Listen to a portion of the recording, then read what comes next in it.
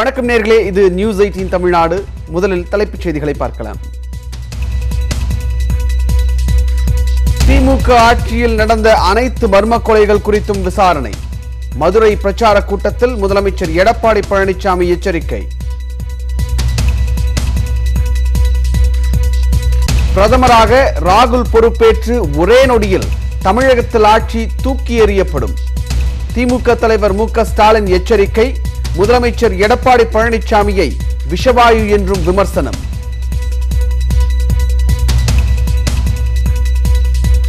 வட மாநிலங்களைப் போல் தமிழகத்திலும் கலவரத்தை ஏற்படுத்தி ஆட்சியை பிடிக்க பாஜக முயற்சி.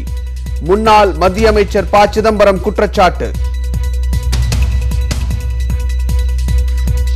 சென்னை மற்றும் தர்மபுரியில் தலா 5 கோடி ரூபாய் பணம் பறிமுதல்.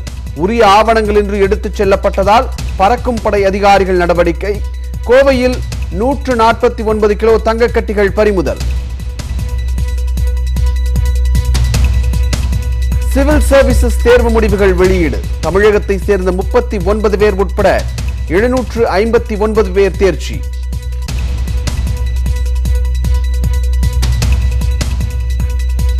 சென்னை சென்ட்ரல் ரயில் நிலையத்தின் பெயர் எம்ஜிஆர் ரயில் நிலையம் என மாற்றம். அரசிதழ் அறிக்கையை வெளியிட்டது தமிழக அரசு.